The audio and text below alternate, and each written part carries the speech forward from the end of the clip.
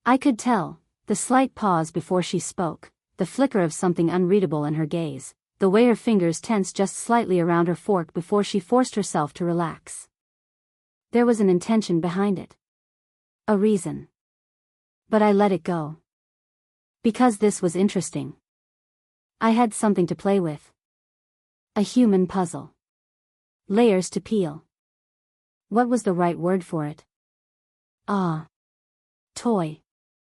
Emma was an interesting toy. A human who acted happy, yet was clearly pretending. A girl who lied to me, who got close for an unknown reason, but wore her smile like armor. She was so happy, and yet, she wasn't. That contradiction was fascinating. And, most importantly, she was fun to play with. Puzzles were boring. Video games were too easy. The world rarely presented anything worth the effort of solving. But this? This was new. Emma made a good toy. That was how it began. Just a toy. Not something to care about. Not something to get attached to. Just an interesting puzzle, something to pull apart and study, to test and watch. But over time, the world, the one I had always known, the one that was dull and gray and lifeless, changed. It was subtle at first. The way Emma's voice, loud and insistent, broke the monotony of my thoughts. The way her laugh, ridiculous, unnecessary, too much, filled the empty spaces between the ticks of a clock. Color seeped in. A little at a time. I didn't notice it at first. Until I did. And by then, it was too late. She had dyed my world in colors I didn't know how to name. Bright, sharp, messy things that didn't make sense but made everything feel more. And it wasn't just me. Emma stopped lying. At first, they were small cracks, hesitations in her perfect, easygoing mask. A look held just a second too long. The way her smile faltered, like a puppet strings pulled too tight. Then, one day, the mask shattered entirely. And there we were. Just two kids, standing in front of each other, no lies, no pretenses, no shields. Two kids who had found something real. And then, everything fell apart. I remember the exact moment I learned the truth. Emma, who had saved me, Emma, who had laughed with me, Emma, who had filled my world with color, was not real. A child spy. A carefully constructed lie, built to win my trust, to pull me in, so that I could be delivered to some nameless, faceless national intelligence agency. I had been a mission. A target. And when the truth came out, she panicked. She chose duty. For just a moment, she hesitated. And that was all it took. The agents closed in, closing the trap, boxing me in, taking away the one thing I hadn't realized I needed until it was already slipping through my fingers. Emma ran. And yet, at the very last second, she chose me instead.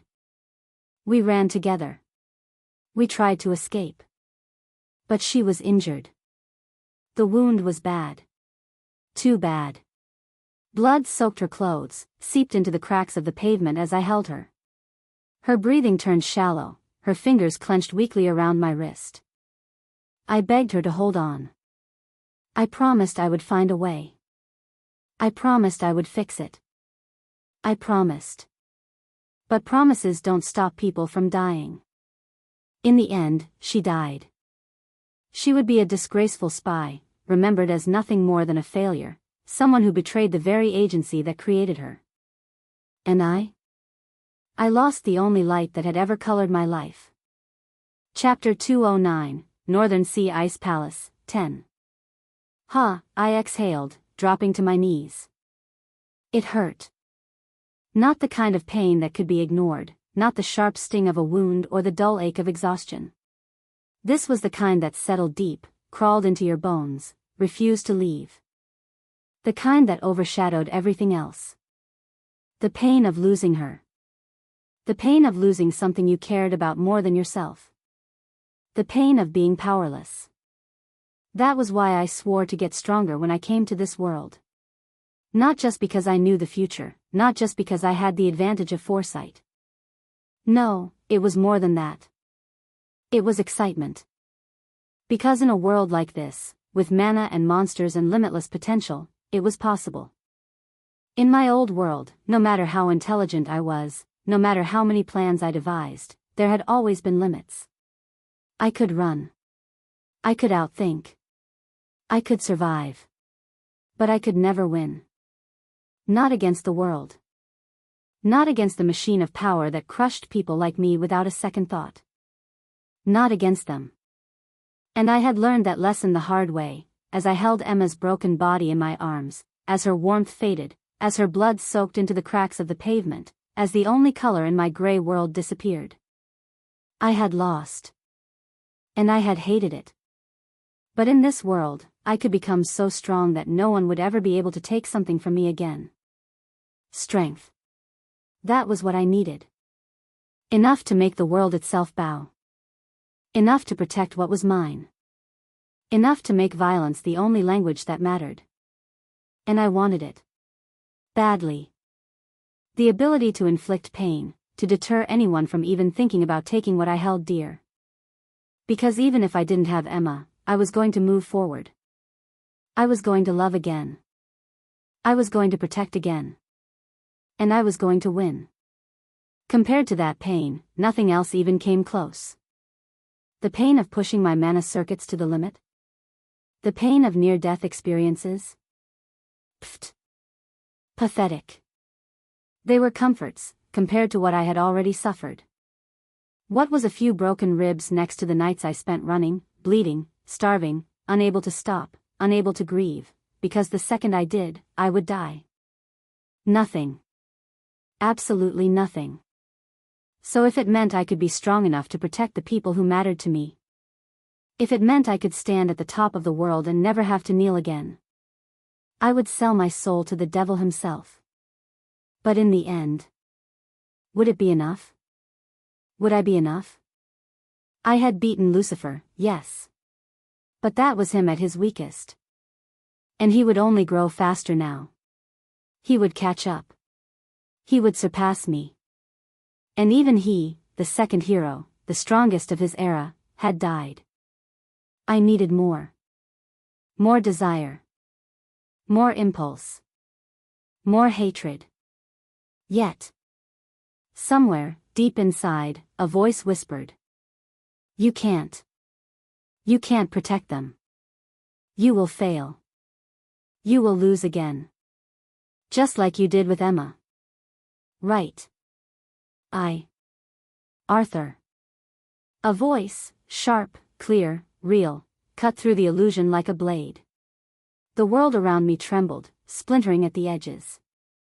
An intruder. How? Then, warmth. Arms wrapped around me, firm and unrelenting, pulling me into something solid. My head found its place against something soft, a steady rhythm beating beneath my cheek. Fingers laced through my hair, threading gently, comforting, grounding. I froze. Arthur, it's okay to cry. Seraphina's voice. A whisper. Soft. Close. Because. I'm here to listen. Cry. I don't cry. I hadn't cried in years. Emotions were flaws in the system, irrational variables that led to mistakes. Annoying. Useless. I couldn't wallow. I couldn't slow down. I had to move forward. I had to keep going. I had to. Arthur, it's okay to slow down. Seraphina's voice, gentle but firm, as if she could see straight through me. Please. Slow down. I can't. I can't take a break. I can't stop moving. If I stop, if I let my guard down, I'll lose again. I must. I can't lose, I muttered. She only held me tighter. I'm sorry you can't trust me, she whispered. I'm sorry you don't believe in me enough. I'm sorry for being unworthy to listen to you. I said nothing. Even then, I wished to comfort you. Her voice was softer now, barely more than breath. I wish to hold you. I wish to love you. Please, Arthur, right now, in your worst moment, allow me to hold you. My worst moment? This was my worst moment? I had lived through worse. I had survived the nights when I had to keep moving, keep hiding, keep running, because if I stopped, I would be dead by morning. I had wanted to cry, so many times, but I hadn't. Because there was no one to hold me. No one but myself. No one to tell me it was okay. No one to whisper that I could slow down. How could I forget? When I came to this world. Had I just wanted to win? Had I just wanted to be the strongest? What was the point of getting stronger if I had nothing to fight for? I wanted to love. I wanted to be loved. I wanted to live. And, for the first time in years, I let myself breathe. I'm sorry, I murmured, pulling Serafina closer, my arms tightening around her. I was lost.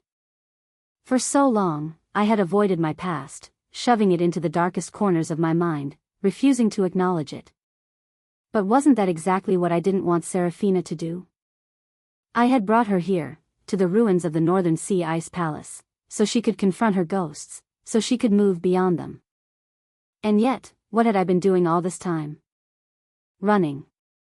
Avoiding. Hiding behind logic, behind control, behind the delusion that if I never looked back, the past couldn't touch me. I was afraid. Pathetically afraid. And it had been holding me back. Because just like Serafina, Rachel, and Cecilia, I too had my own trial to face. I closed my eyes, inhaling the cold air, letting it settle in my lungs. No more avoiding. No more running. I'll move past you, Emma.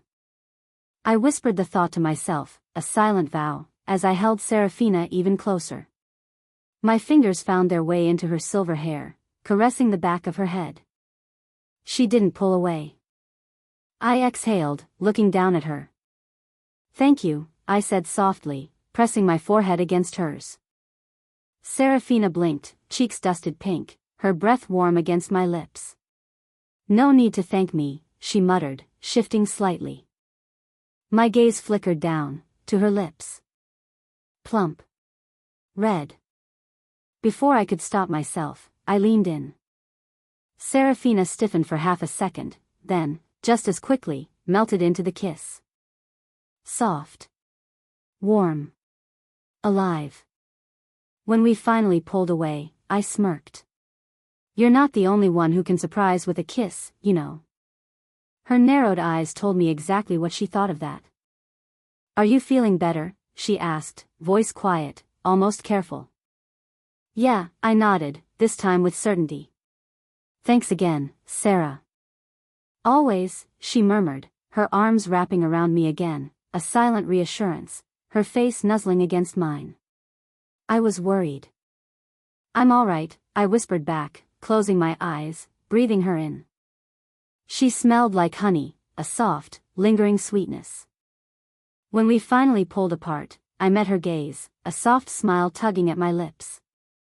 Then, I glanced downward. Something wasn't right. Pervert, Serafina said immediately. It lacked any real bite, but her cheeks were red. I frowned. Wait. Hold on, I started, mind working through the details. Sarah, when you hugged me first, did you? Pervert, she repeated, this time even redder, before swiftly getting off me. Then, after a pause, did you like it? She wasn't denying it. I blinked. Wow, she's just going to say that out loud, huh?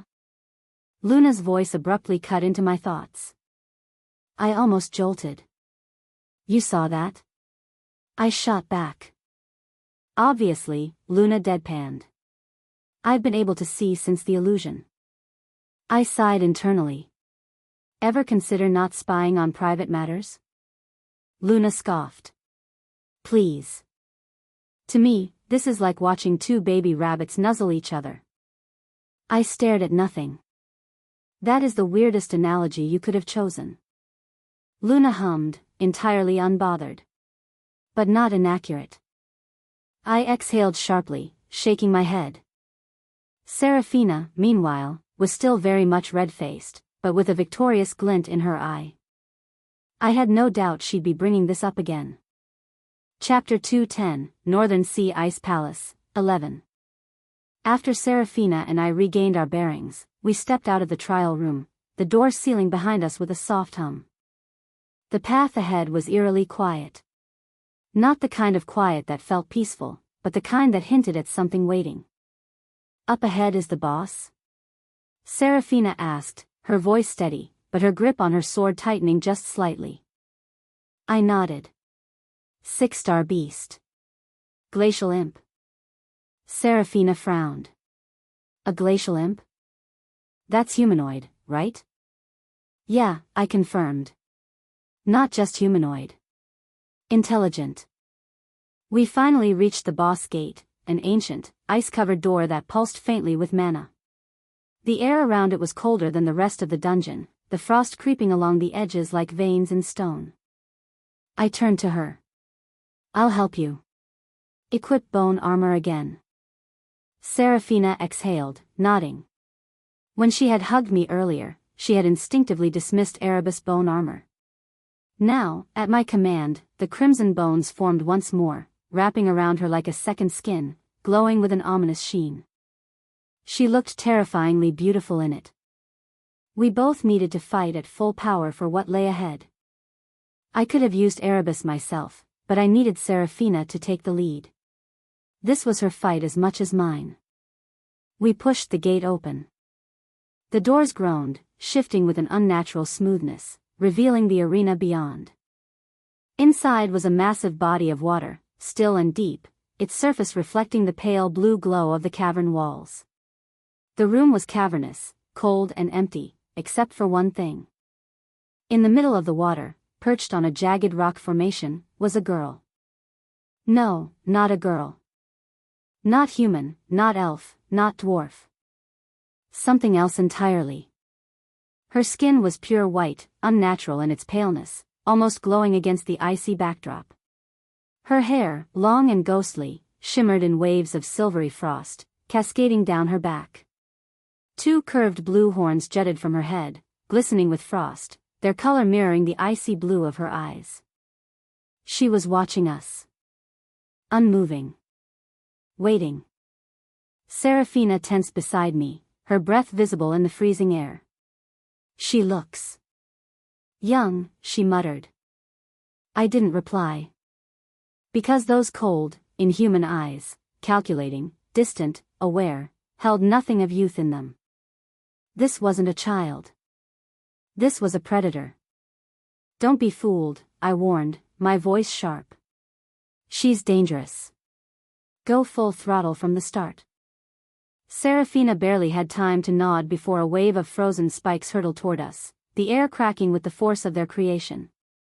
Fast. I didn't hesitate. Lucent Harmony activated instantly, my mana surging through my circuits like a storm. I extended my hand, my mind working at Laplace speed, constructing the 5-circled matrix of a fire spell. Flame beam. A lance of blue fire erupted from my palm, colliding with the incoming ice spikes. The cavern flashed with opposing elements, fire and frost, heat and cold, as they clashed in midair, shattering into bursts of steam and shards. The moment the magic dissipated, I locked eyes with the glacial imp. She hadn't moved from her perch, but the air around her pulsed with power, wisps of frozen mist curling off her skin. She's between 5-circle and 6-circle magic. It was because she was this weak despite being a 6-star beast that my spell, empowered by Lucent Harmony, had been able to match her attack. I had to be faster. Sarah. I called, summoning Evilus into my grip. The ancient grade sword gleamed in my hands, its weight familiar, its power humming beneath my fingers. A gift from Headmaster Eva Lopez, a reward for slaying the demon Baroness, though, in truth, Rachel and Cecilia had helped far more than they admitted. I adjusted my stance. White Star flared to life, golden light flooding my veins.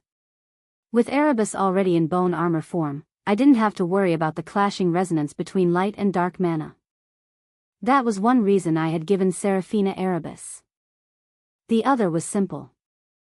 At her current level, she wouldn't be able to contribute otherwise. She was strong, but this was a fight against a superior opponent, and she was a swordswoman, bound by range. Spellcasters could fire from a distance, adapt, adjust, but Seraphina had to close the gap. Which also meant she was in the most danger. That was why bone armor was crucial. Not just to bolster her strength and speed, but to absorb damage, to turn fatal wounds into survivable ones. I exhaled. Seraphina moved first. She blurred forward, the crimson glow of bone armor shimmering as she lunged at the imp, her sword flashing with deadly precision. The glacial imp barely tilted her head, frost forming in an instant, an icy shield blooming in front of her like an expanding lotus. Seraphina slammed into it, her blade carving deep, but not through. A fraction of a second. That's all I needed. I focused everything. Every ounce of speed, precision, power. And attacked in a blur of golden light. God flash. The arena blurred as I moved, golden light bursting forth. God flash. The glacial imp barely had time to react before my blade found its mark, Evilus slamming into her ice-armored torso with the force of a collapsing star. The sheer velocity of the strike sent her skidding back, her feet carving deep trenches into the frozen rock. But she didn't fall. Instead, she twisted, hands outstretched, and the ice retaliated. A shockwave of razor-sharp frost erupted from her body, spreading out like a shattering mirror. I barely had time to pivot before the cold hit me, a solid wall of force, slamming into my ribs, hurling me backward. My feet skidded against the ice, the impact rattling through my bones. Seraphina was already moving. She lunged, her sword dissolving into a storm of plum blossoms, each petal glowing with lethal intent. Mount Hua-Sek's swordplay was built upon rhythm, movement, and absolute precision, and Seraphina embodied it flawlessly. The blossoms rushed forward, twirling and twisting through the air, cutting through the frozen mist like it was nothing. The imp responded instantly, shards of ice formed, rising up like a shield, but Seraphina didn't stop. She spun mid-air, her body a streak of red and silver, her sword reforming in an instant. And then she cut. A single, devastating arc, sharp, controlled, lethal. The ice split apart, the defensive spell crumbling like shattered glass. The imp shrieked, staggering. This was our opening. I didn't hesitate. White Star surged through my circuits, light mana reinforcing my entire body. My strength, speed, and reaction time skyrocketed in an instant. This is it. Seraphina landed, breathless but steady, and her grip on her sword tightened. I'll set you up, I called. You finish it. She gave a small nod, her eyes locked onto the imp, understood. The glacial imp wasn't done yet. The air plummeted into freezing cold, the ground groaning as it froze over completely, and above us. A storm formed. Not just ice spears. A full-blown blizzard, mana thick and suffocating, reality itself distorting under the sheer force of the six-star beast's power. If she let that spell finish, we were dead. No time. I moved. My mana flared as I launched forward, not using speed alone, but pure explosive force. The ground cracked beneath me as I shot forward, Evilus igniting with golden radiance. The imp thrust out a palm, her blue eyes glowing like the heart of a glacier, a death sentence incoming. I struck first. White Star-infused Evilus met her core with full force. The impact sent a shockwave ripping through the cavern, golden light crashing against the deep blue mana of the imp. She shrieked, for real this time, her form flickering, the ice surging around her fracturing under the sheer impact. Now! I roared. Seraphina vanished. No, not vanished. She accelerated, her entire body wrapped in a surge of violet mist. The air trembled. The temperature shifted. Violet Divine Mist Art, First Movement, Violet Sunset Genesis. Her sword became mist, not just an illusion, but a storm of slashing phantoms, dozens of strikes happening at once, impossible to track, impossible to block. The glacial imp screamed as the technique devoured her, the violet mist sinking into her mana circuits, corroding her very essence. And then, it ended. The beast froze, not by its own magic, but by the absolute stillness of death. A moment passed. Then, her body shattered, dissolving into ice, scattering into the wind. Silence. Seraphina let out a breath, exhausted but victorious. I lowered my blade, my breathing heavy. Slowly, we turned toward the center of the arena, where, resting amidst the frost, a single lotus bloomed. The Ice Crystal Lotus. Chapter 211, Northern Sea Ice Palace, 12. Seraphina stepped forward, cautious but curious, the crimson glow of Erebus bone armor fading as she dismissed it. Her eyes locked onto the blooming lotus, its petals shimmering with an otherworldly light, as if the ice itself had captured the essence of dawn. "What is that?" she asked, her voice softer than usual. "Ice Crystal Lotus," I replied, stepping beside her. "It's what you need to step beyond." Her head tilted slightly. "Step beyond?" I nodded. Most elixirs and pills were useful, at least in a marginal sense. They boosted mana flow, aided recovery, refined the body. But nothing transformative. This, however, this was different. The Ice Crystal Lotus wasn't just an elixir in solid form. It was something beyond that, a relic of the supernatural, a fragment of nature's own untapped potential. Like a gift, it defied conventional understanding. And for Seraphina, it was perfect. Her body aspect gift, Ice Crystal Jade Body, was powerful, but incomplete. She had yet to truly grasp the dual nature of it, the balance between freezing and blossoming. This lotus would change that. It was the heart of the Northern Sea Ice Palace, a treasure that once symbolized its legacy, offering enlightenment to those worthy enough to receive it. Now, it belonged to her. I bent down, carefully plucking it from the frost. The petals pulsed faintly in my grip, almost as if it were alive. The dungeon groaned around us, cracks spiderwebbing along the frozen walls. It was collapsing. "Time to go," I muttered. We stepped through the crumbling gateway, emerging onto the icy plains outside just as the dungeon's entrance sealed itself shut, the structure dissolving into nothing.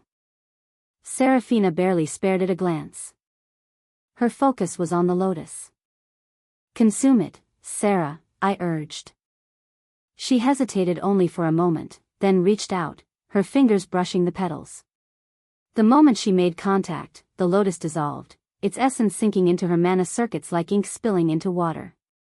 She closed her eyes and sank to the ground, crossing her legs, the snow beneath her untouched by the cold. Her breathing slowed. A quiet stillness settled over her, like the calm before an impending storm. I exhaled, stepping back, giving her space. But I didn't take my eyes off her. Not for a second. Seraphina's mana wouldn't increase immediately, but she was already on the cusp of white rank. Before the Inter Academy Festival, I estimated. By then, she would comfortably step into white rank, her foundation stronger than ever. I, on the other hand, would be at integration rank, if everything went according to plan. Starting the integration process will take time, though, I sighed internally. I hated this plateau, even though it was expected. White rank was strange that way. It wasn't just about accumulating mana anymore. It was about refinement, control, pushing the very limits of what was possible before integration. And I was pushing. I was getting stronger. My mana control had sharpened. My arts were more refined. The Arthur of now was leagues above the Arthur who fought Lucifer at the tournament. But not by much. Not enough. And the problem? I knew exactly how strong Lucifer was about to become. Integration rank Lucifer was an entirely different beast. The current Lucifer was impressive because he reached white rank so ridiculously early, but integration rank Lucifer? He was a monster. And now? He was even stronger than he had been in the novel. His second gift had awakened earlier than it should have, which meant he would grow even faster than before. I exhaled slowly. Calm down. I couldn't let it consume me. I couldn't let myself spiral. Seraphina stirred, pulling me from my thoughts. The glow around her had faded, the ice crystal lotus's energy fully absorbed. She blinked slowly as she rose to her feet, flexing her fingers as if testing something unseen. How do you feel? I asked.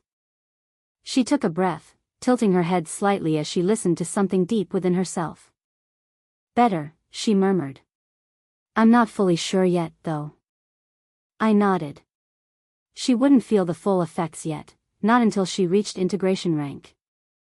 That's when the real transformation would begin. Let's return, I suggested. Seraphina hesitated. Then, she shook her head.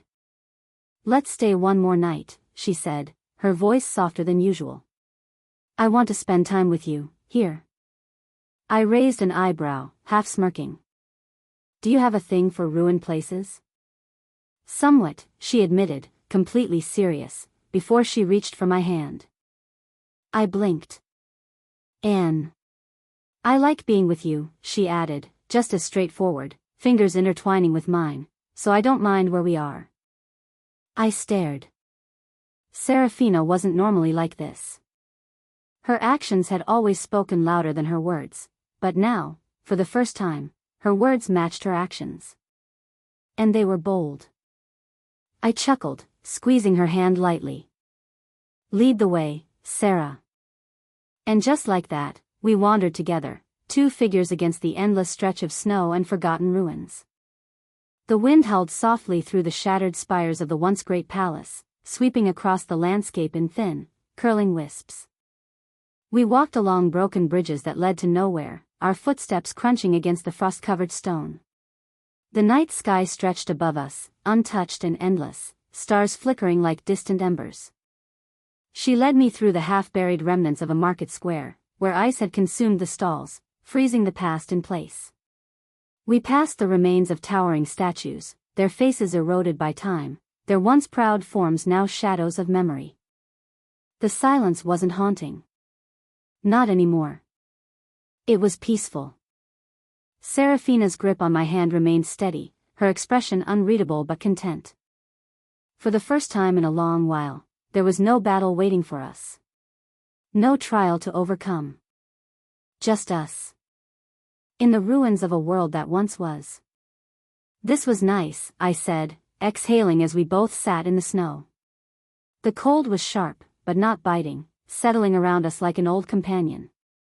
The tents were already set up, their high-tech insulation humming faintly, keeping the chill at bay. Night had long since fallen, and soon, it would be time to sleep, one last night here before we left. Yeah, Seraphina murmured, her voice softer than usual. She still hadn't let go of my hand. A comfortable silence settled between us, stretching with the quiet patience of falling snow. Then, she asked, what will you do next?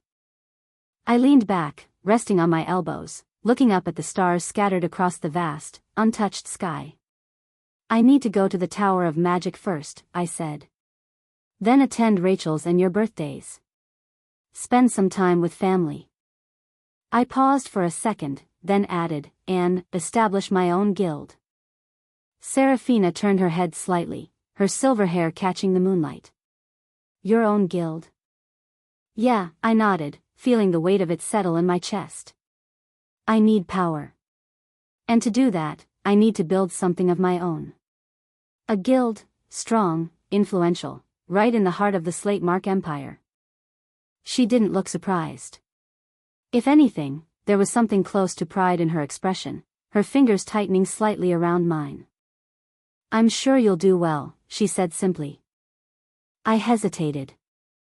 Then, before I could overthink it, I spoke. Sarah. I'm sorry for lying to you. Seraphina's grip didn't loosen. But she didn't look at me either. I know you noticed, I continued. I know you've already figured out that I wasn't being completely honest. I'm sorry. But there are things I can't tell you yet. Not because I don't trust you, because I need to deal with them myself. Serafina exhaled through her nose, then gave the smallest nod. She wasn't upset. She understood. But that didn't make it right. I'll come clean about what I can, I added. When I met Luna, she told me something important. That I exist outside of fate. She couldn't read my destiny. I am fateless. Serafina's eyes flickered. That's why you lied, she muttered. Because a Qilin didn't choose you to be the emperor of the world this time. I nodded. For the first time, Serafina let go of my hand, but only so she could face me fully. You know what that means, right? She asked. I already did. I wasn't bound to fate. I wasn't meant to be some predetermined hero or villain. I was free to choose my own fate. And by doing so, I could change the destiny of this novel that brought ruin to everything. Chapter 212, Guild. I returned to Mount Hua Sect with Serafina, our time in the Northern Sea Ice Palace behind us. She didn't say much when we arrived, but I could tell, something had shifted. The weight she had carried for so long had lessened, even if only slightly. When it was time to leave, she hugged me tightly, her arms wrapped around me with a warmth that contradicted the winter chill of her manna. See you soon, Arthur, she murmured. I nodded, my hand briefly squeezing hers before I turned and left. Avalon. The city greeted me with its usual hum of activity, the grand capital of the Slate Mark Empire ever moving, ever thriving. But the moment I stepped through the doors of my home, all the noise of the outside world faded into something quieter, warmer. Familiar. Brother. I barely had time to react before Arya practically materialized in front of me, eyes bright with mischief. Did you get me a souvenir? She asked, tone dripping with cheeky expectation. I narrowed my eyes, reaching into my spatial ring before pulling out a small, elegant box. The faint scent of plum blossoms escaped as I flipped it open, revealing neatly arranged sweets, each one carefully crafted and lightly dusted with sugar. For the family, I said pointedly. Arya pouted, arms crossing in mock offense. But I'm your sister, she protested, that means I get first dibs. That means you get equal dibs, I corrected, shutting the box before she could snatch one.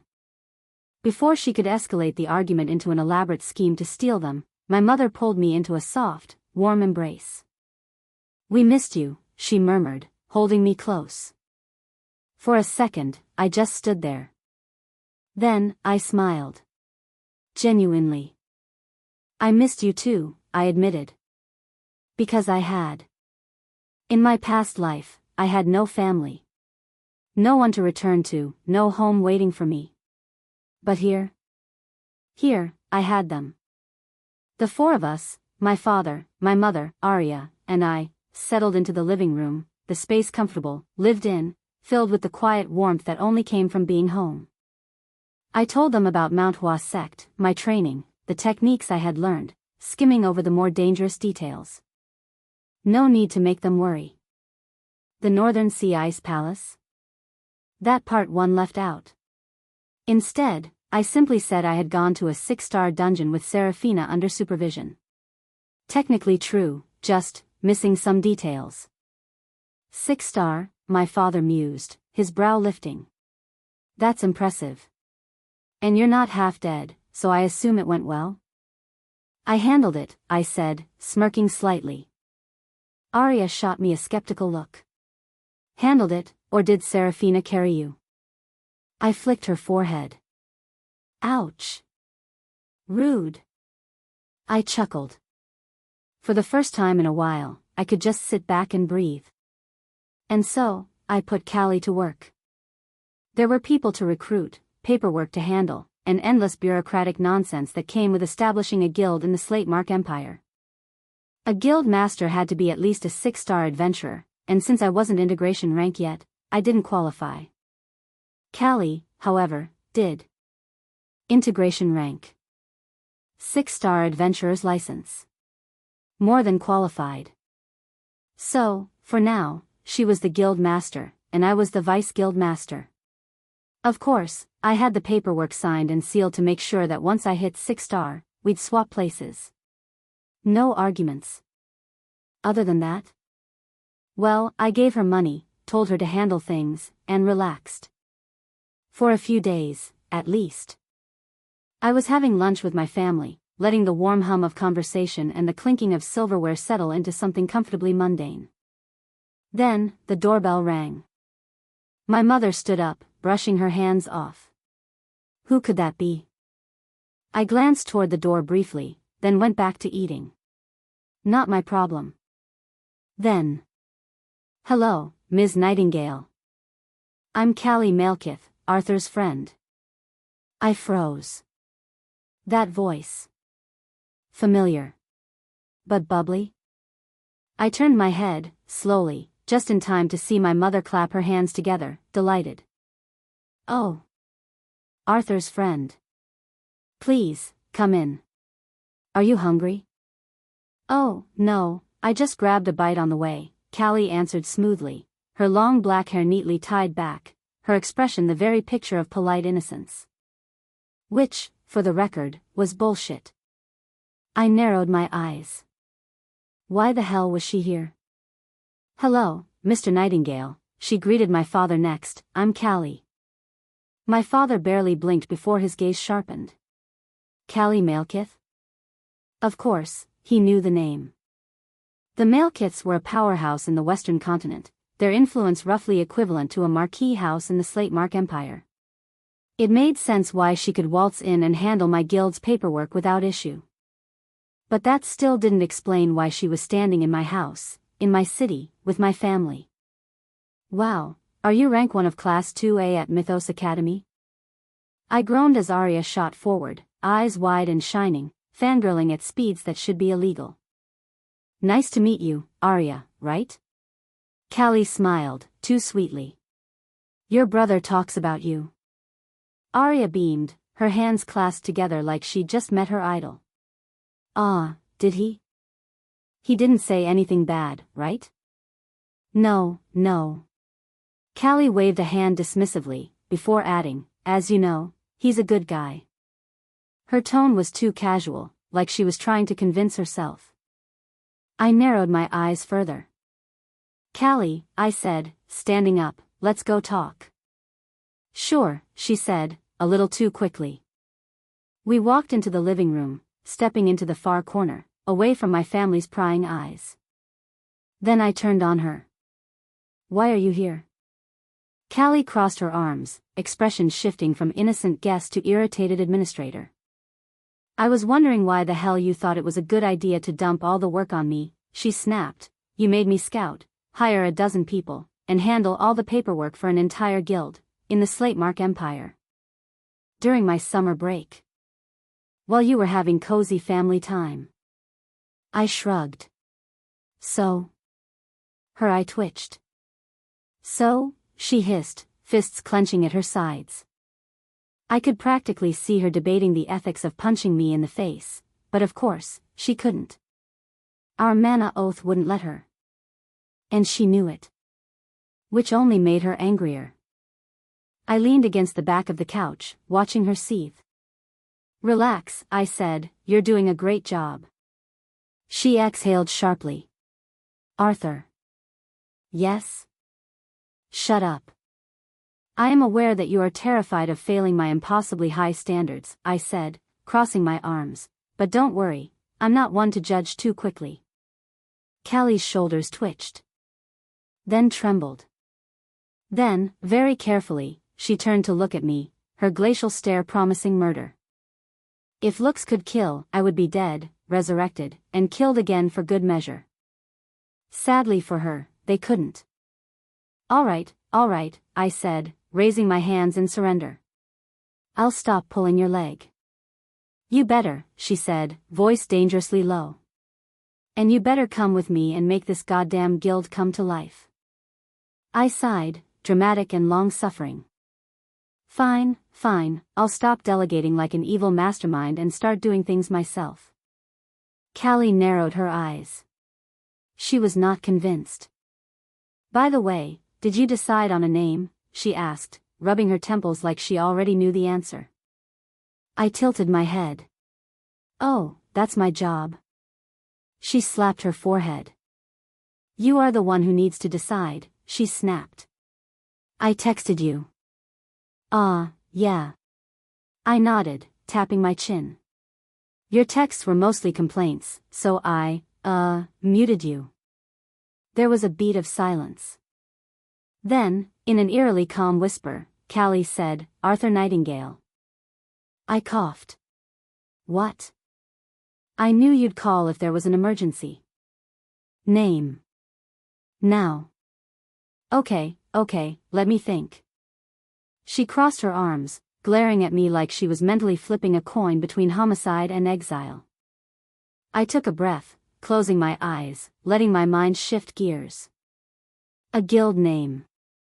It needed to be symbolic. Powerful. Something that stood the test of time, something unbreakable, something that represented endless power and renewal. Then, it came to me. Ouroboros, I said. Callie blinked. Huh? Ouroboros, I repeated, opening my eyes. The serpent eating its own tail, she muttered, thoughtful now. Endless cycles, I nodded. Rebirth. A symbol of something that cannot die, something that will always rise again, no matter how many times it falls. Callie tilted her head, considering.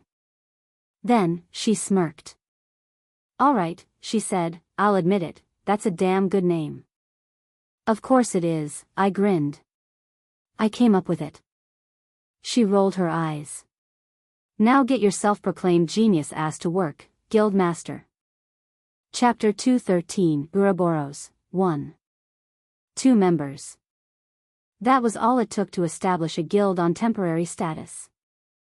Of course, permanency came with a catch. To officially register Ouroboros as a bronze-rank guild, we had to clear a 6-star dungeon. The paperwork had been laughably easy, thanks to Callie's clout and some well-placed signatures. And just like that, Ouroboros Guild was born. The building Callie bought for our headquarters was massive, a sleek, multi-floored fortress with top-tier technology, lined with reinforced walls, mana shielding, and an AI-driven security system. We stood in front of it, the automated glass doors sliding open as we approached. You really want to take this to the peak, don't you? Callie asked, eyeing me as we stepped inside. I nodded. She smirked. Then this building will do. Inside, the place was silent. Deserted. The only movement came from AI maintenance bots gliding through the halls, their glowing eyes sweeping across the floors as they silently handled cleaning and upkeep. I let out a low whistle. Spacious. Empty, Callie countered. She clapped her hands together. All right, we've got 2 major tasks ahead. I raised an eyebrow. First, recruiting members, she said, counting on her fingers. Second, completing the 6-star dungeon will be assigned, so we actually exist beyond a technicality. I hummed, tilting my head. Callie. She frowned. What?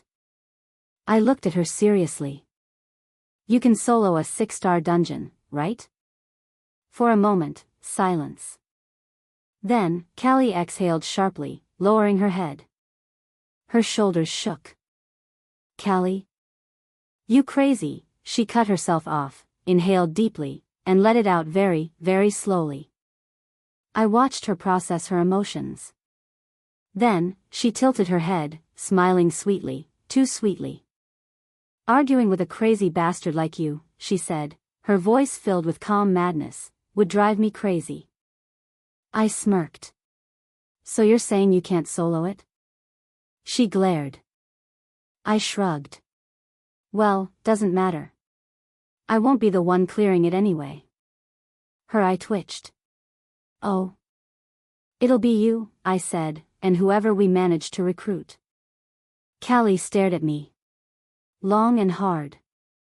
Then, she sighed, rubbing her temples as if trying to physically contain the headache I was giving her.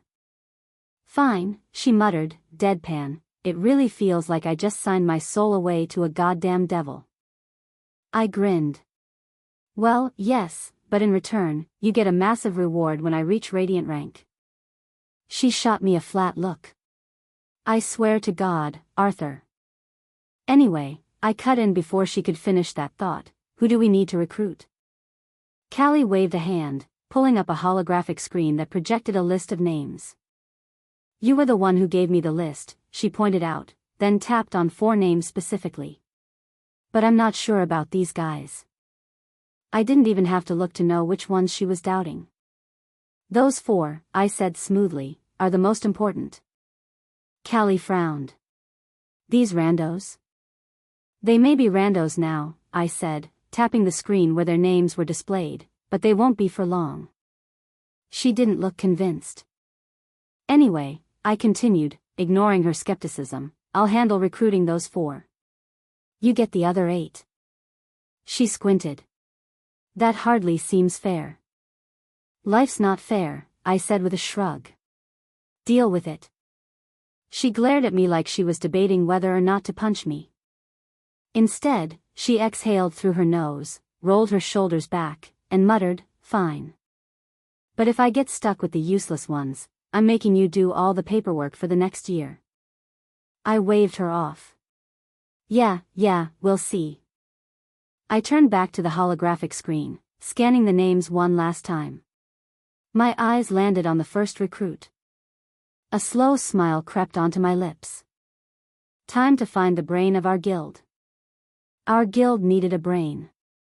Of course, I was there, and there was Callie, though, let's be honest, her genius was mostly focused on making my life difficult rather than strategic planning. But I needed someone else. Someone cold, calculated, and precise. I knew exactly where to find them. Avalon. The greatest city in the world. A towering beacon of prosperity, power, and progress. And like any great city, it had an underbelly, a festering, labyrinthine shadow that mirrored its grandeur with rot and secrecy. That's where I needed to go. Dressed in a high-collared black coat, I moved through the dimly lit streets of Avalon's underworld, my identity concealed behind a featureless black mask. It wasn't just for theatrics. Being a white rank in a den of criminals was already a declaration of dominance. But recognition? That was a problem I didn't need. The bar was as run down as they came, tucked into a narrow alleyway, its neon sign flickering like it was deciding whether to die or keep suffering. I stepped inside. The moment I crossed the threshold, silence fell like a guillotine. A dozen sets of eyes locked onto me, mercenaries, bounty hunters, and the sort of people whose lives depended on knowing exactly who they shouldn't mess with. I ignored them. Even the most drunken idiot in this place knew better than to pick a fight with someone radiating white rank mana. I made my way to the bar counter, where a man was cleaning a glass with all the enthusiasm of a corpse doing taxes. He barely spared me a glance. What'll you have? A bloody ghost, I said. That got his attention. He paused, finally looking at me properly. His eyes flickered downward for a split second, sensing my mana. White rank. He was the same. He leaned forward, resting his elbows on the counter. And how would you like it? On the rocks. Like a red waterfall. A sharp glint flickered in his gaze. He tilted his head slightly. On the rocks? That's unusual. I leaned in just slightly, lowering my voice. What can I say? I like the sound of dripping blood. A slow, deliberate silence stretched between us. Then, the bartender gave a slight nod and stepped back. I waited. A steel door at the far end of the bar slid open, its rusted hinges groaning like a dying beast. I walked through without hesitation. The passage led downward. Far downward. With each step, the world changed. The air grew thicker, saturated with the scent of oil, rust, and something acrid that clung to the lungs. The faint, rhythmic hum of machinery pulsed through the walls, a low vibration that never quite stopped. The true underbelly of Avalon.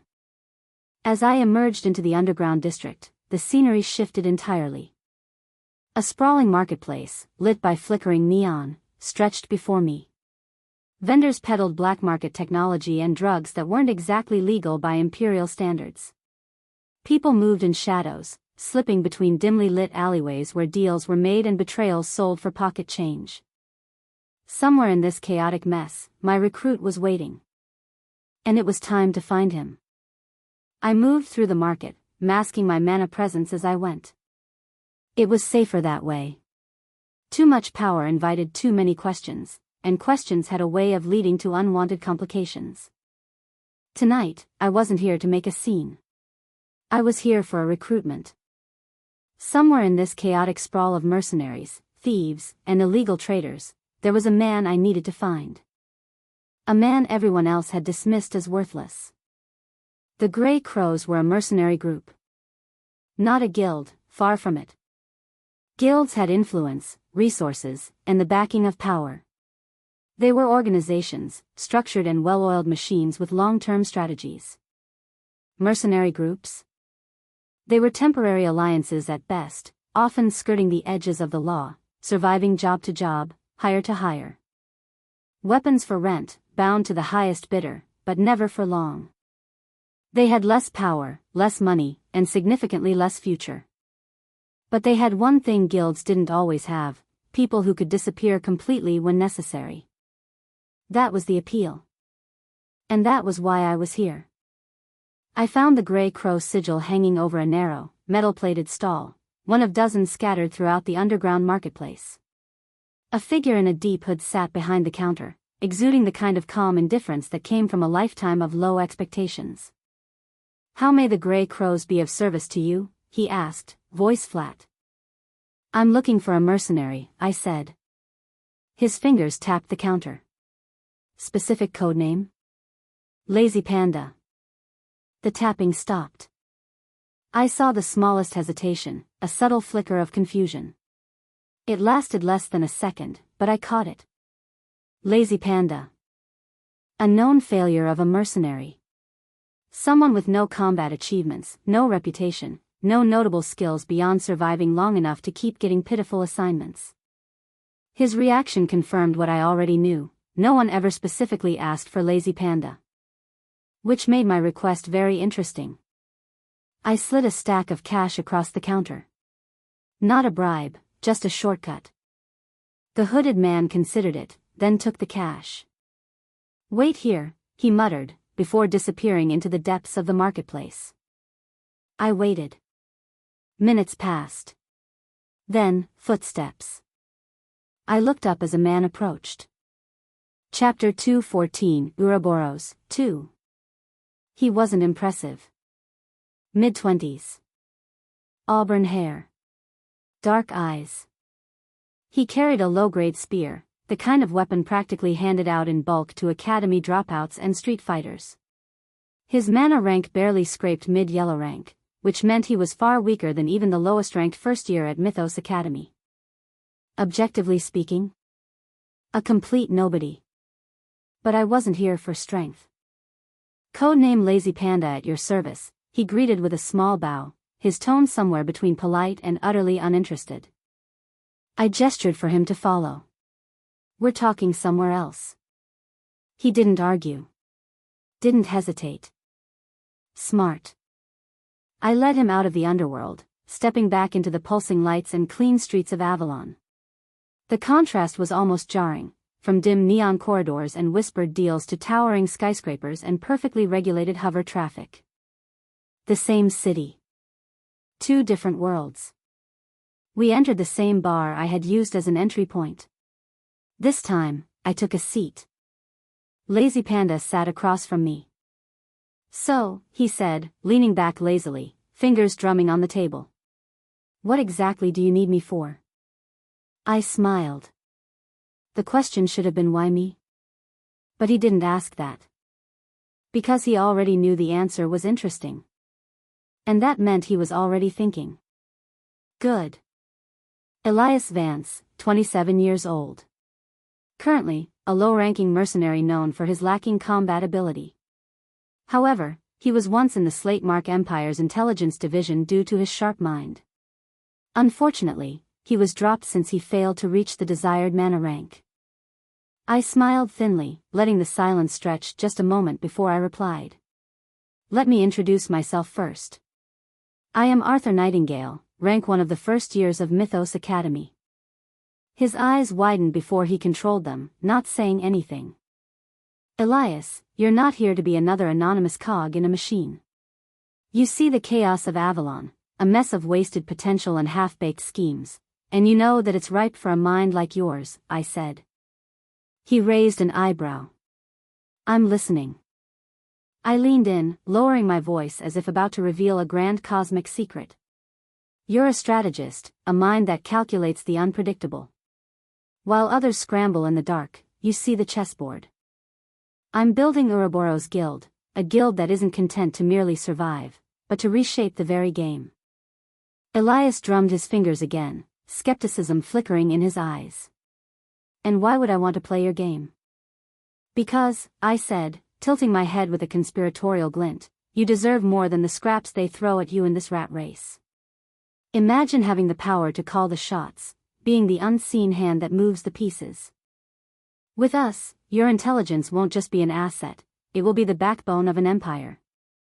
He leaned forward, interest pricking through his lazy facade. Sounds like a lot of responsibility. And what's in it for me? I let out a soft chuckle. For starters, think of it as your ultimate chess match, one where you're the grandmaster. I'm offering you a seat at the table, a chance to steer the future, not just watch it unfold. I'm talking about influence, resources, and the freedom to execute your own ideas without the usual bureaucracy.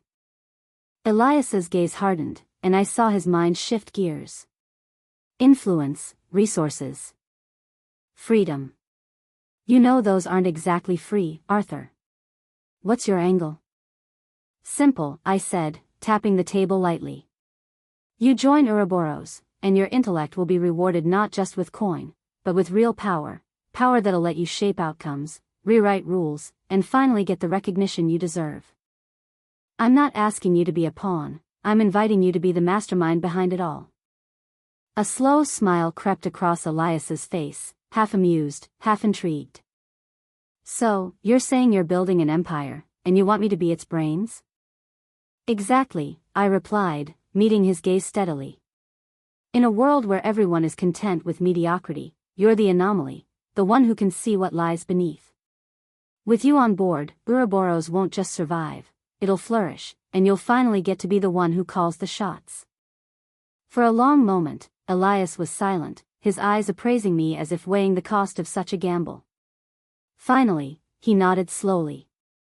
All right, Arthur, he said, his voice low and measured, I'll play your game. I grinned, knowing the match had begun.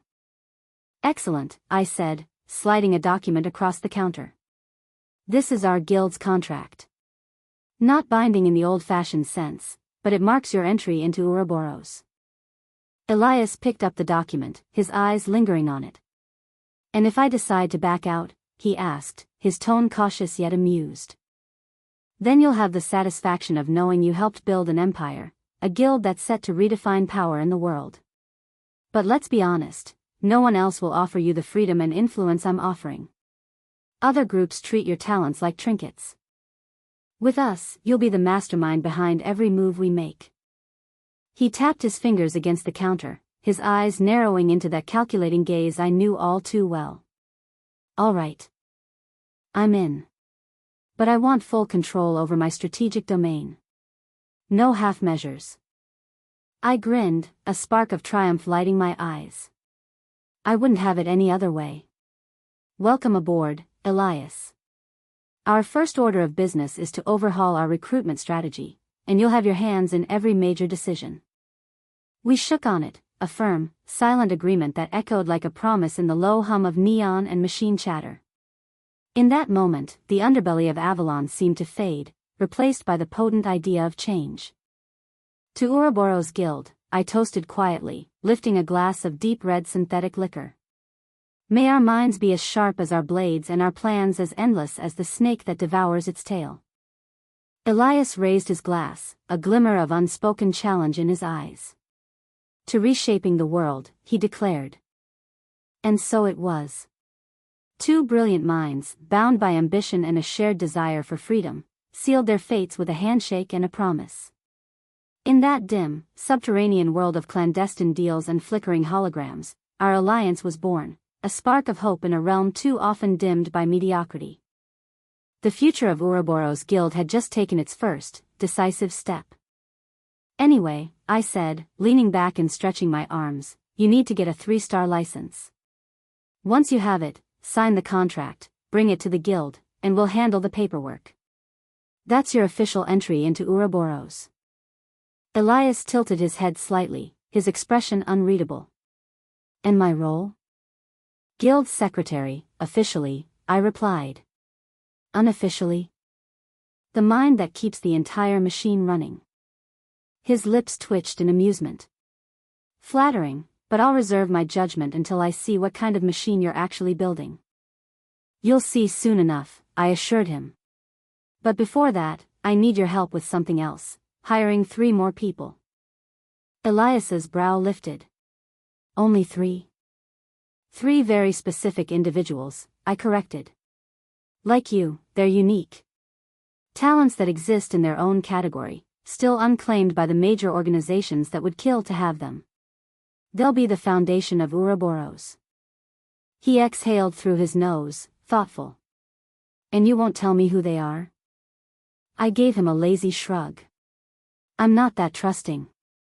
Figures. He smirked, shaking his head. Guess I'll find out when I get there. Exactly, I said, rising to my feet. Sort out your business with Grey Crows, get that license, and then we'll talk. Elias extended his hand, and I shook it, a firm grip, the kind that sealed deals without another word. All right, he said.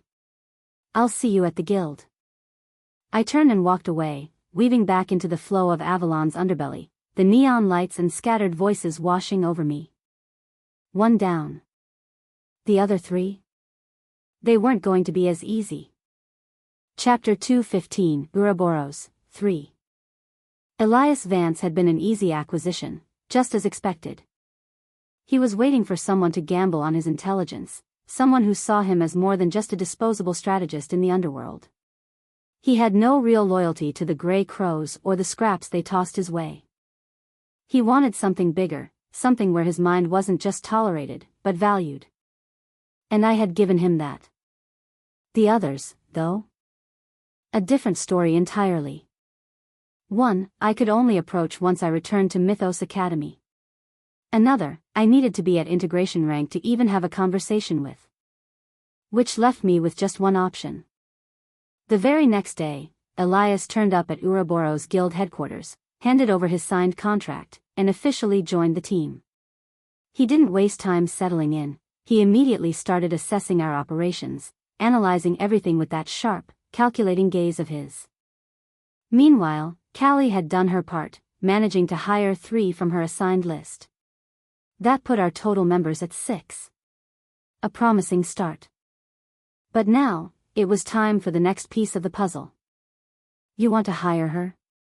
Elias asked, looking at me like I had lost my mind. I nodded. Reika Solien, he repeated, as if testing the name for flaws. She isn't strong. Not yet, I corrected. She's talented, sure, but nothing groundbreaking. High orange rank at 18. At best, she'll hit yellow rank soon, maybe silver rank in the future. She'll make a solid 4-star adventurer if lucky, but that's about it. I smiled, shaking my head. You're missing the full picture, Elias. There's more to her than what's on the surface. Reika Solien wasn't part of the main cast in the novel, but she had something others didn't, a path. A slow, painstaking, unstoppable path. Her potential wasn't on the level of Lucifer or Rachel, but she had something rare, an unbreakable trajectory toward greatness. If nurtured correctly, she would reach immortal rank one day. Comparable to Callie.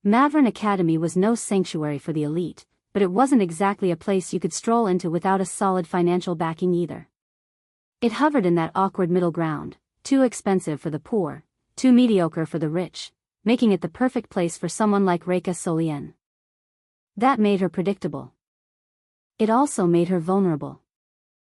I found her where I expected to, outside a small, overcrowded bookstore, tucked into a quiet corner of Avalon's lower districts. She stood under the neon glow of a flickering sign, flipping through the pages of an old manual on combat techniques. Not a flashy one either. Something practical, meant for survival, not glory.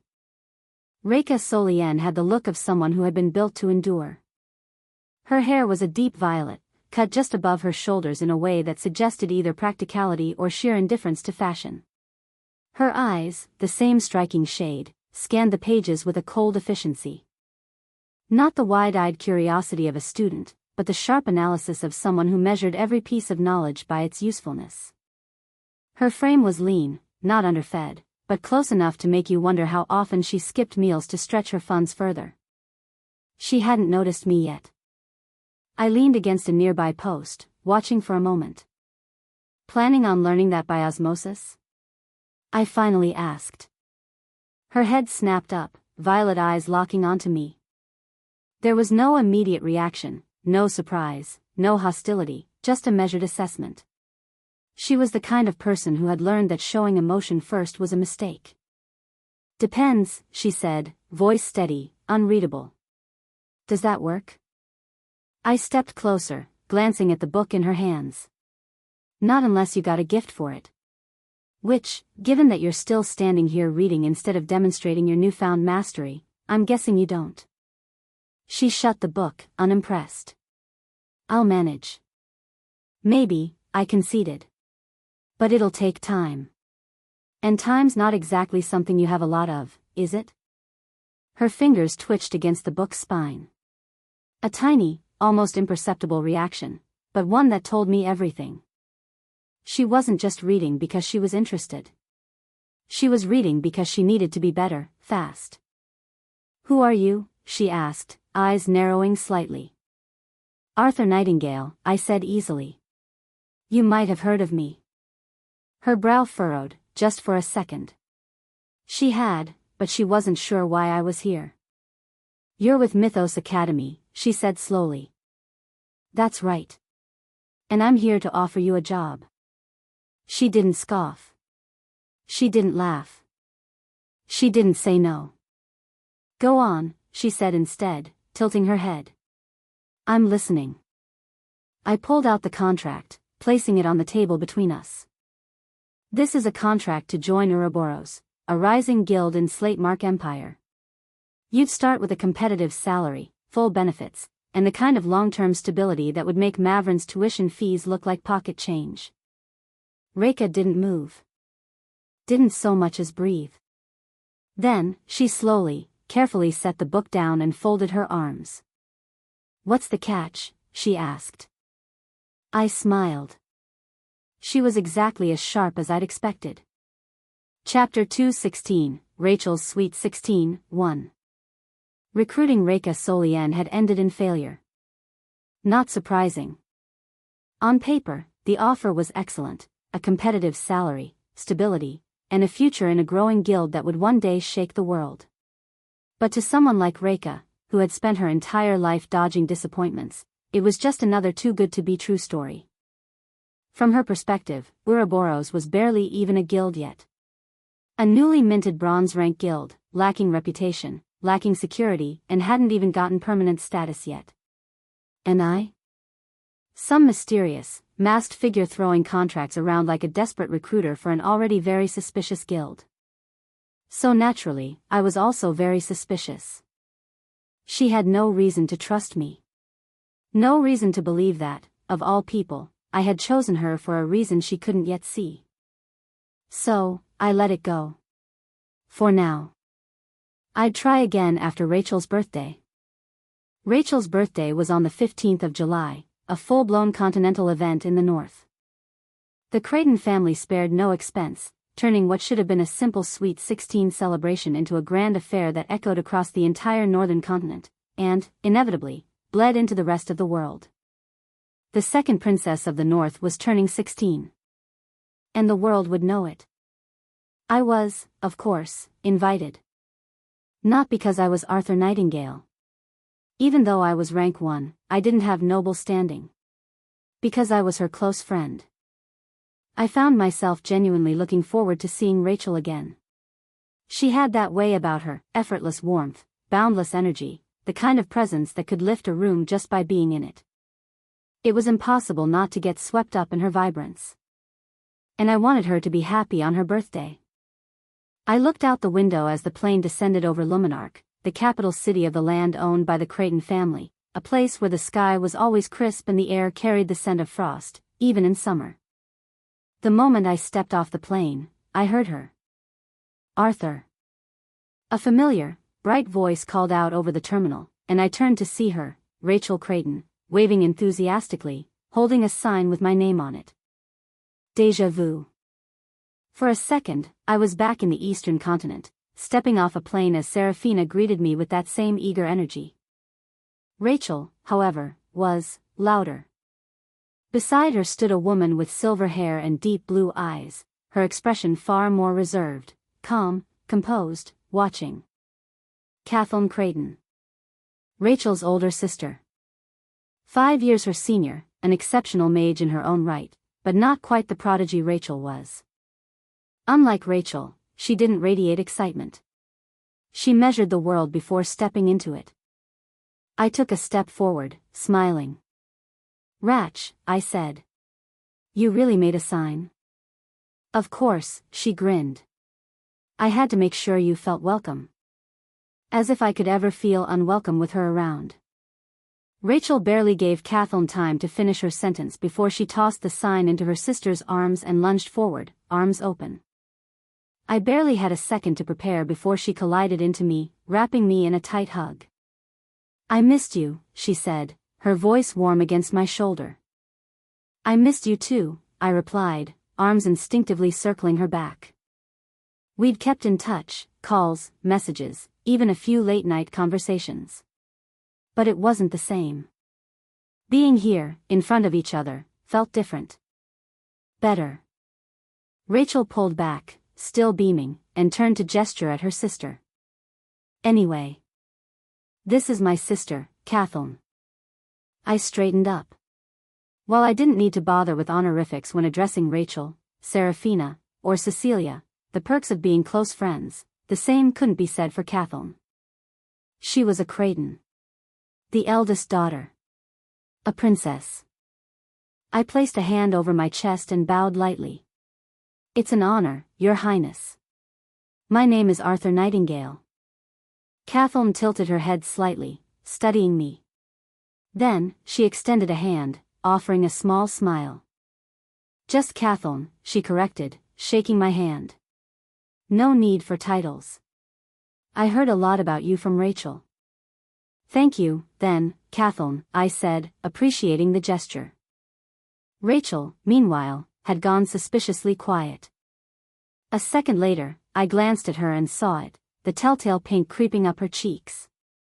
I raised an eyebrow. "Did you really talk a lot about me?" "Not much," Rachel mumbled, suddenly very interested in the way her fingers twirled a strand of golden hair. Kathleen let out a soft hum, her blue eyes gleaming with amusement. "Not much," she repeated. I think the definition of "not much" has changed in recent years. Considering the amount of yapping I had to endure, I'd say it was quite a lot. I almost burst out laughing right then and there. Rachel Creighton. The radiant, confident, never embarrassed princess of the North. Absolutely flustered. She turned a deeper shade of red and lightly shoved her sister's arm. Shut up, big sis. Let's go already." Before I could say another word, she grabbed my wrist and pulled me along. Kathleen followed at a leisurely pace, still looking far too entertained for my liking. The three of us stepped into the sleek, high-tech car waiting for us outside. No security, no guards. There was no need. Catherine Creighton was standing on the verge of immortal rank, one of the strongest people in the world, and easily among the top 150. Anyone foolish enough to think they could threaten the princesses of the North? Wouldn't even get the chance to blink before regret set in. But Ratch, you didn't have to come pick me up, I said, leaning back against the plush seat. Shouldn't you be drowning in birthday preparations? She turned to me, her sapphire eyes locking onto mine, and shrugged as if the answer was obvious. I don't care. I care more about you. I stared. Rachel had always been bold, but somehow, hearing her say that so plainly, so effortlessly, it did something to me. I felt the heat rise to my cheeks, and I quickly looked away, focusing on the passing cityscape through the tinted window. The car glided smoothly over the streets, nearly silent save for the faint hum of the engine. Catherine sat in the front, composed as ever, while Rachel and I were in the back. And that's when I noticed it. Her manner. Rachel had changed. She reached white rank, I realized, my eyes flickering back to her, scanning her more closely. It was subtle, but the difference was there, in the way her presence felt, in the way mana seemed to shift around her rather than just through her. This was faster than in the novel. Much faster. Rachel must have caught my stare, because she suddenly smirked. Arthur, she murmured, her voice carrying a hint of something teasing, something unspoken. You're staring. I turned my head away, forcing myself to look at anything but her. She laughed, soft, delighted. Then, under her breath, just loud enough for me to hear, I don't mind if you do, though, in private. My fingers twitched slightly against my knee. First Serafina. Now Rachel. What is happening? I thought, suppressing a shudder. Then, another thought surfaced. Cecilia. A chill ran down my spine. I could only imagine what she was going to pull. And that thought was, frankly, terrifying. Rachel, seemingly oblivious to my inner crisis, shifted slightly, resting her chin against her palm as she watched me. So, Arthur, she started casually, but her voice held an edge of curiosity. You spent a lot of time in Mount Hua, right? I nodded.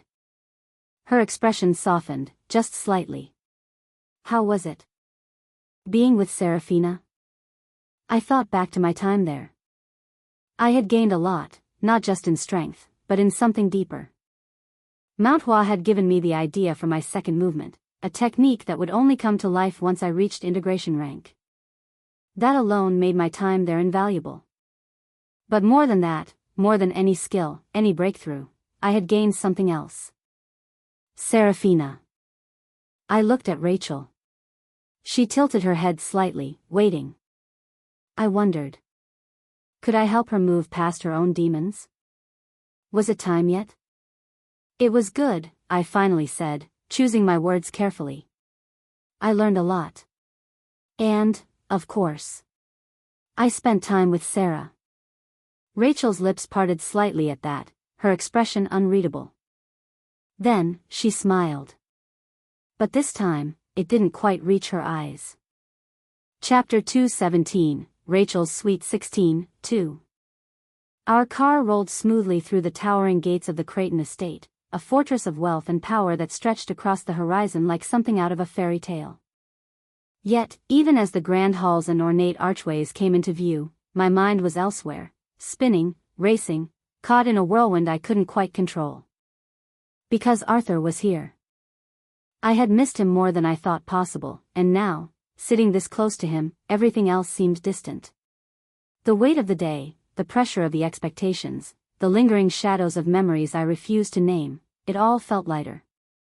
Not gone, not forgotten, but somehow bearable. With Arthur beside me, the world felt easier to hold. I led him through the estate, my fingers itching to reach for his hand, but I held myself back.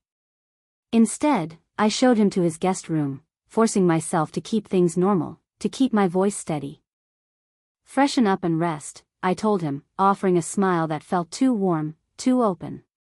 Tomorrow's a big day. Arthur met my eyes with that unreadable look of his, like he always knew more than he let on.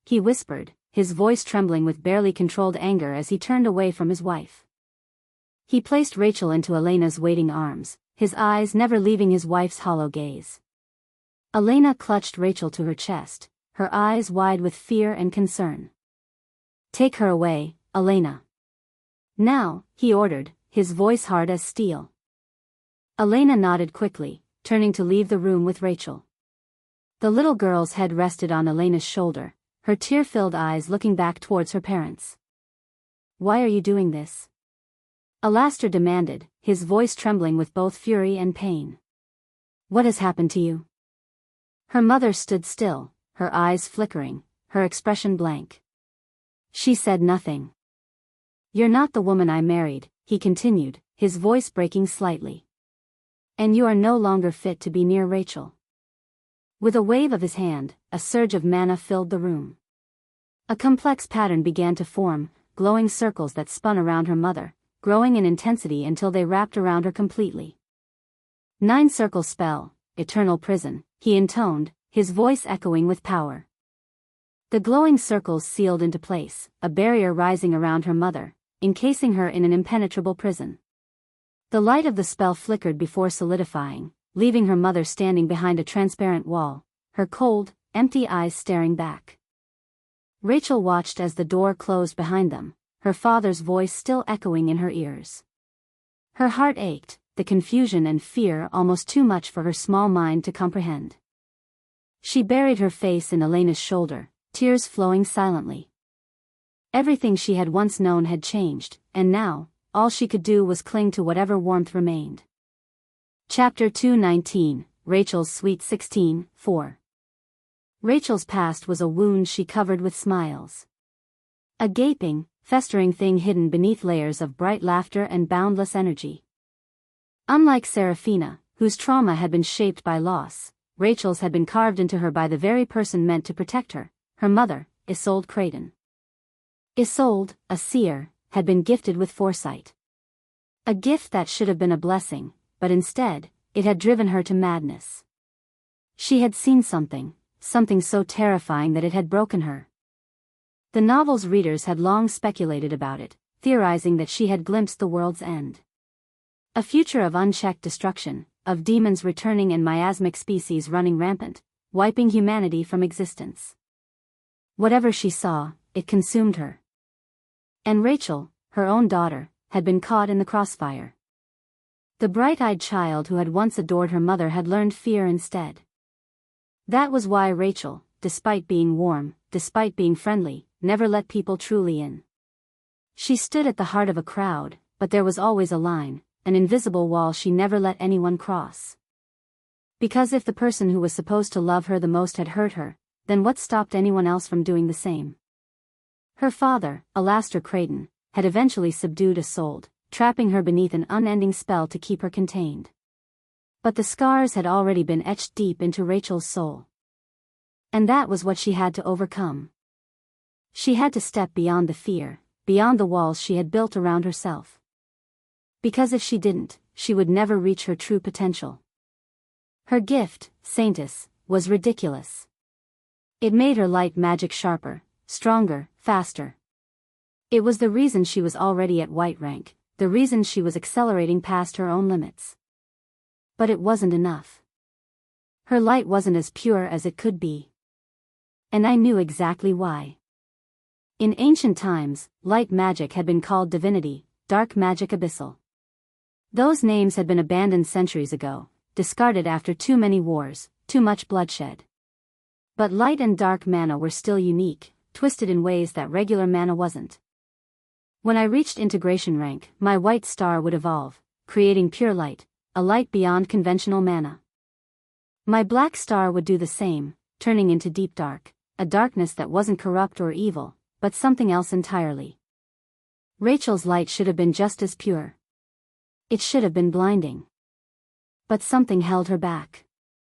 She wasn't choosing to shine. Not fully. She was letting her gift carry her forward, letting her instincts guide her. But she was still hesitating.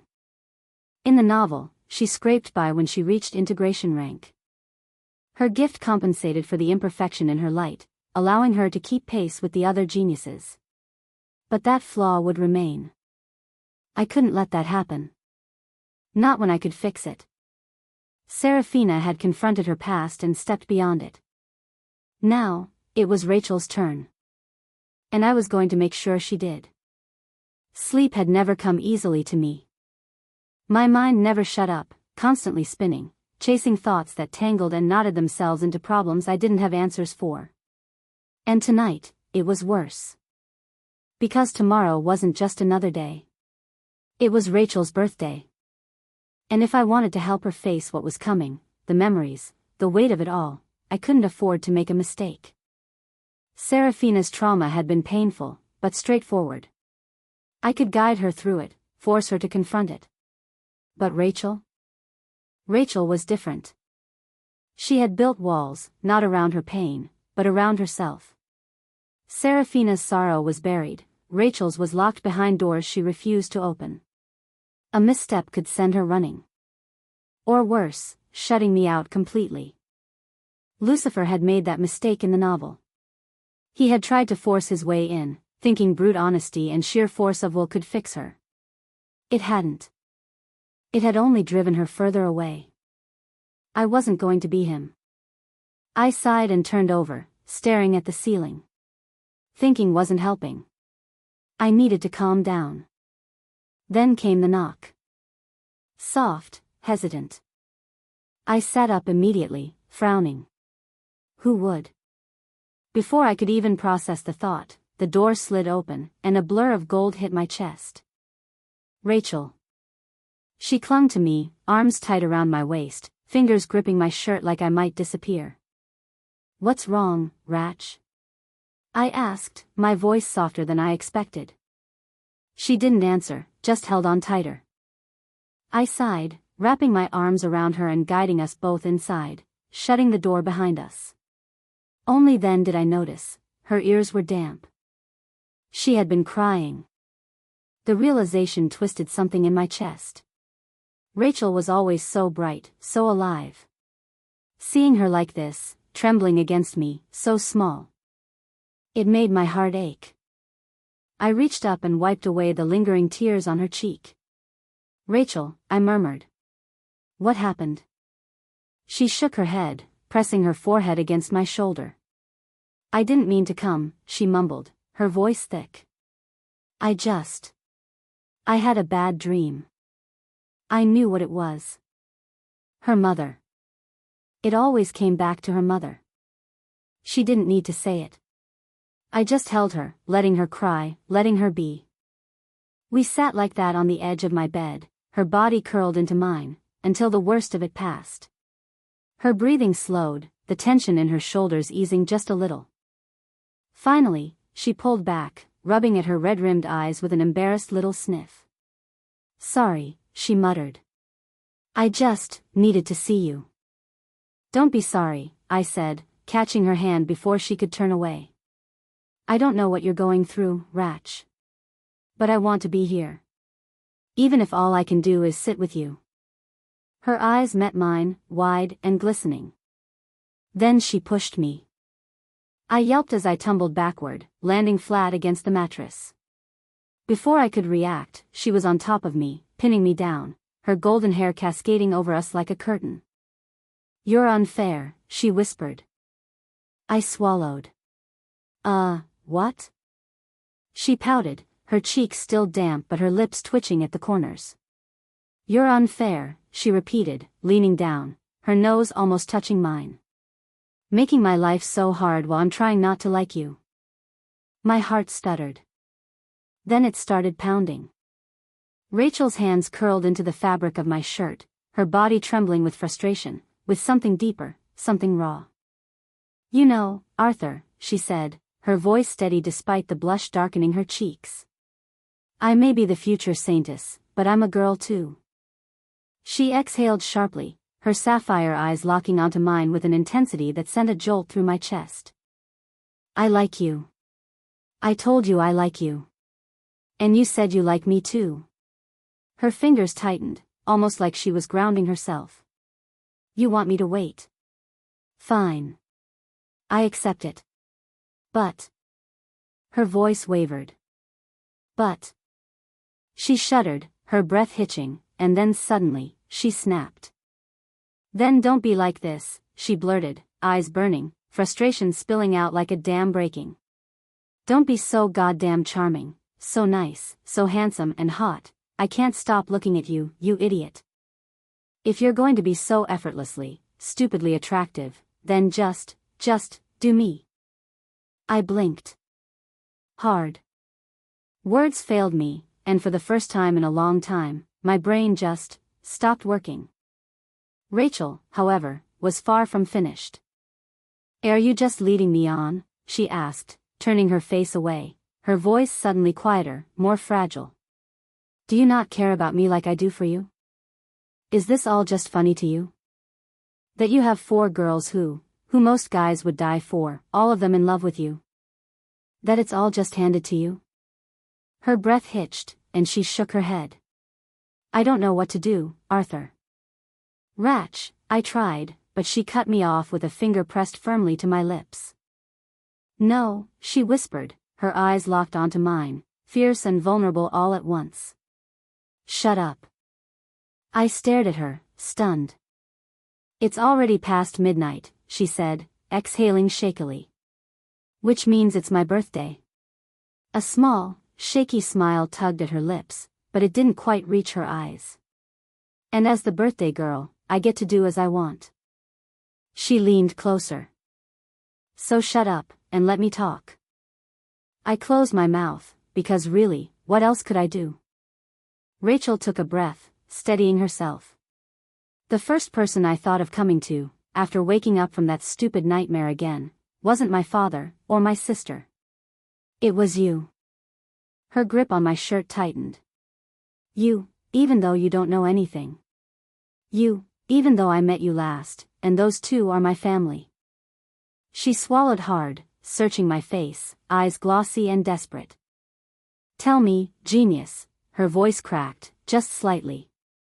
What do I do when my heart won't stop racing every time I see you? When I turn into one of those helpless, lovesick idiots because of you? How am I supposed to control myself just because you have some mystery you need to figure out first?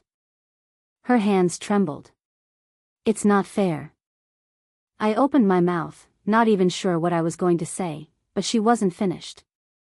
And you spent 3 weeks with Serafina. Her breath came faster, her frustration threatening to spill over again. All of them, she shook her head, her fingers twisting in my shirt, it's not fair. Her voice was shaking now, her composure crumbling.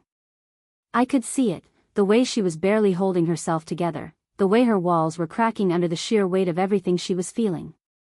I wanted to reach for her. I wanted to say something. But the moment I opened my mouth. Gah! Do you not know when to shut up? She groaned, glaring at me like I was the dumbest man alive. Then, suddenly, her expression shifted. Her lips parted slightly. Her gaze darkened. She tilted her head, considering something. And then, very softly, almost like she was testing the words, she whispered, I should teach you how to shut up. Before I could even process what was happening, she leaned down. A weight pressed against my chest. Our noses brushed. Her breath ghosted against my lips. This is my first time, she whispered, her voice barely more than a breath. So don't judge. Then, before I could think, before I could breathe, her lips met mine. Chapter 220, Rachel's Sweet 16, 5. Her lips tingled, a lingering warmth pressing against them, as if the kiss had left something more than just a memory. Rachel exhaled, her breath shaky, her heart a wild drum against her ribs. Soft. His lips were so soft. Delicate. Yet irresistible. She didn't want to pull away. Even though her lungs screamed for air, even though her body trembled slightly from the adrenaline of what she'd just done, she wanted to stay right there. But she had to breathe. So, reluctantly, she pulled back, gasping quietly as she licked her lips. Delicious. Her gaze fell upon Arthur beneath her, his azure eyes slightly dazed, his face tinged with an undeniable shade of red. Gods, she thought, her own cheeks growing hotter.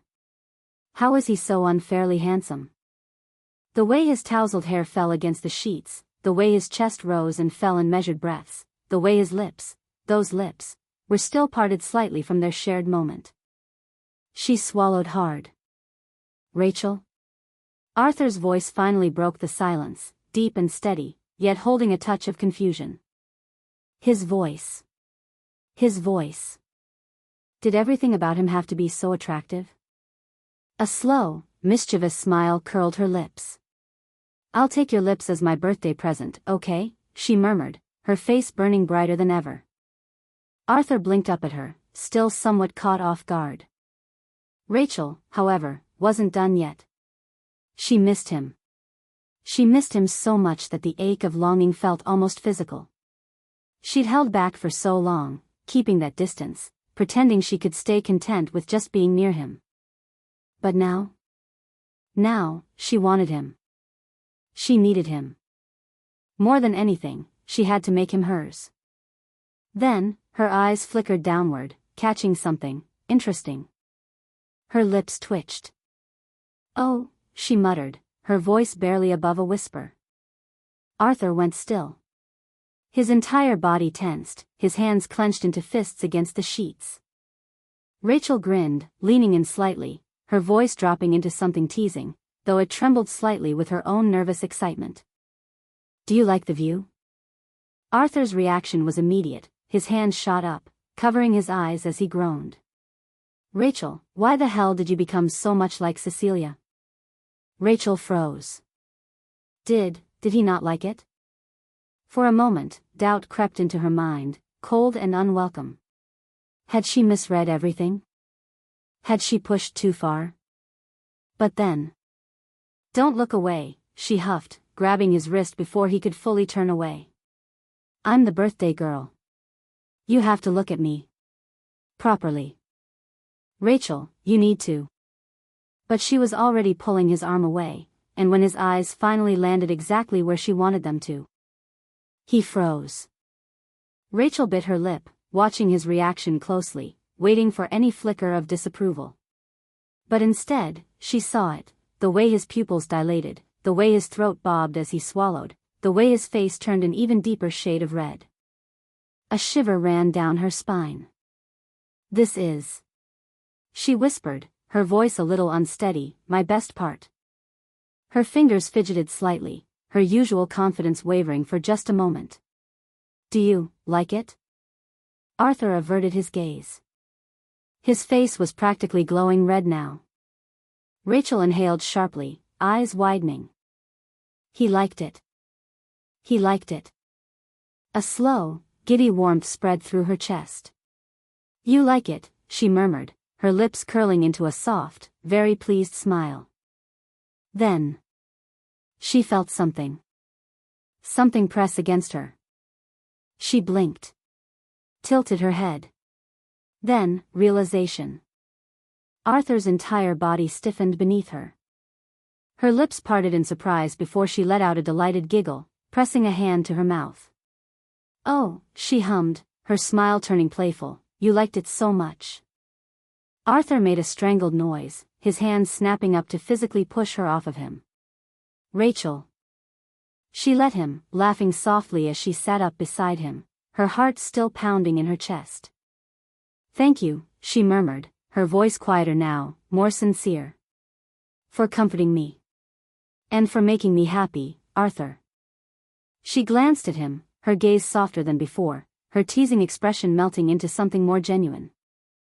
Happy birthday to me, Rachel whispered, a giddy warmth spreading through her chest.